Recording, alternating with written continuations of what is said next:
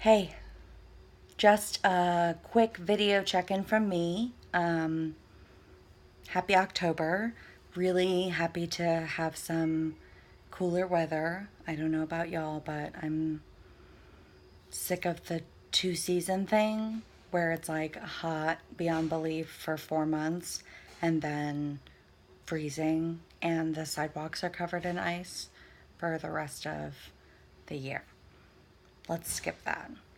A couple quick announcements. I've gotten a couple questions from you about where you can find the summary and response assignment.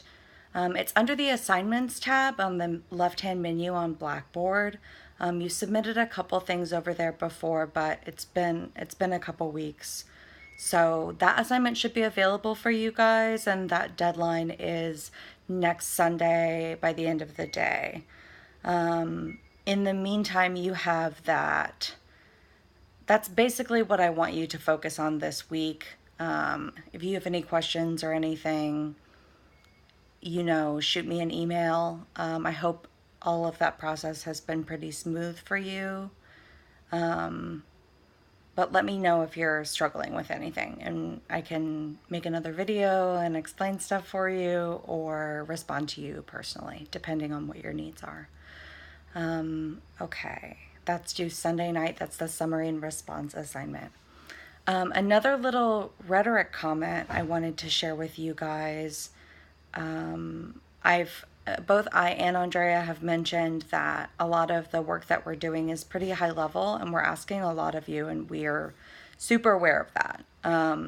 So we want to make sure that you guys keep that in mind, that a lot of the stuff that we're talking about last week with the short lecture on rhetoric and maids, you guys remember what that stands for, right?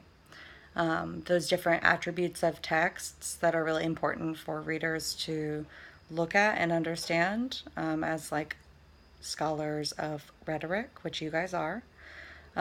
Just a quick story about that. I was in my Intro to Doctoral Studies course yesterday at the Graduate Center with 10 of the people in my cohort, which is like the group of students that start a program at the same time in graduate school. It's called a cohort. So half of my cohort is in this class called Intro to Doctoral Studies, where we study a lot of history of the university and critical politics around like how disciplines have been shaped, and understanding the relationships and like the power structures that universities can replicate from the state, and the power structures that they impose from within.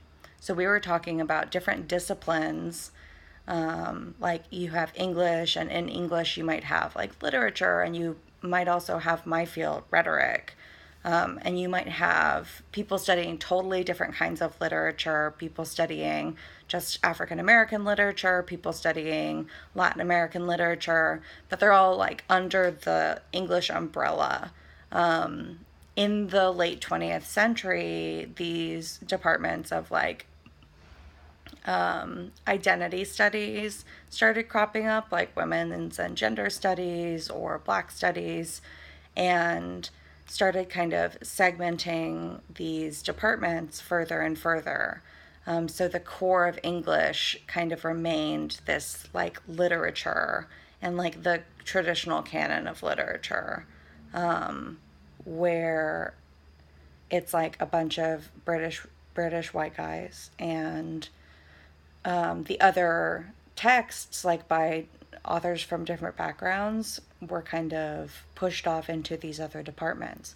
So we were talking about how the structure of like separating all those departments can be alienating and really difficult to work in as a scholar who maybe has interests in a number of those types of fields.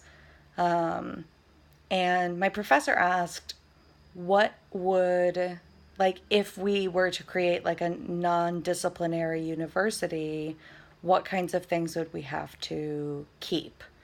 And I was like, oh, well, we would have a rhetoric department.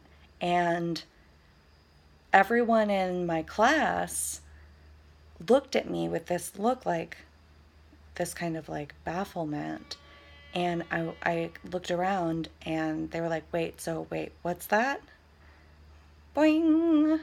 I was super shocked. Like, no one really even knew what rhetoric was. Um, I went through a lot of what I went through with you guys last week and explained like how we use language as a persuasion tool. And they were all like, oh, that sounds cool.